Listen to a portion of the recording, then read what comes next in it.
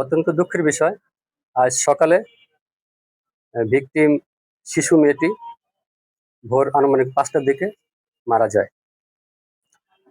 আপনারা জানেন গত 1 তারিখে ঘটনার দিনই সীতাকুণ্ড মডেল থানাতে একটি মামলা হয় নারী নির্যাতন দমন আইনে, এবং তারপর থেকেই থানা পুলিশ অত্যন্ত গুরুত্ব সহকারে এই ঘটনার তদন্তে মাঠে নেমে পড়ে।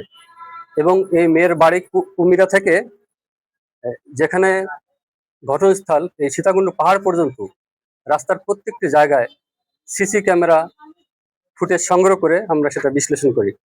পাশাপাশি প্রযুক্তিগত কিছু সুবিধা নিয়ে আমরা এই ঘটনা তদন্ত শুরু করি এবং এক পর্যায়ে এই ঘটনার সাথে জড়িত মূল অভিযুক্ত বাবু শেখকে আমরা আজকে 12টার দিকে কুমিরা থেকে আটক করেছি। বাবু শেখের বাড়ি স্থায়ী ঠিকানা গোবিন্দগঞ্জ থানার গাইবান্ধাতে।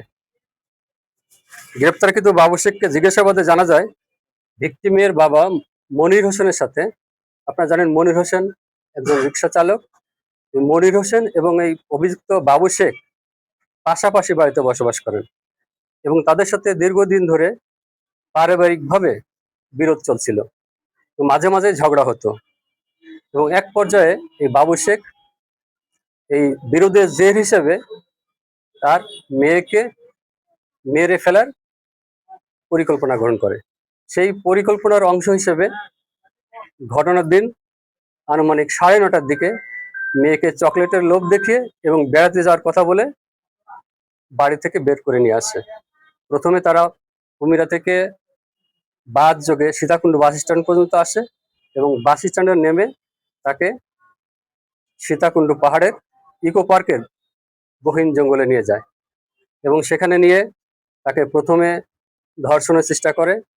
মেয়েটি যখন চিৎকার শুরু করে এবং তার বাবাকে বলে দেবে এই ভয়ে চিৎকার শুরু করে, তখন তার মুখ চেপে ধরে। এক পর্যায়ে তার হাতে রক্ষিত তার কাছে থাকা চাকু দিয়ে তার গলাতে পোঁচ দেয় এবং মেয়েটিকে এক পর্যায়ে মারা গেছে ভেবে তাকে ফেলে রেখে চলে আসে। পরবর্তী সময়ে মেয়েটি কোনোভাবে সারভাইভ করে আস্তে আস্তে পাহাড়ের নিচু ঢাল থেকে উপরে উঠে চলে আসে। তখনই আমি এর আগে যেটা বলেছি যে ওখানে যে রাস্তা নির্মাণের শ্রমিক তারা দেখতে পেয়ে থানা পুলিশকে খবর দেয়। আমরা গ্রেপ্তারকৃত অভিযুক্ত বাবু শেখের সাথে তাকে জিজ্ঞাসা করে ঘটনাস্থল পরিদর্শন করি তাকে নিয়ে, এবং তার দেখানো মতে মেয়েটির রক্তমাখা সালোয়ার আমরা সেখান থেকে উদ্ধার করি।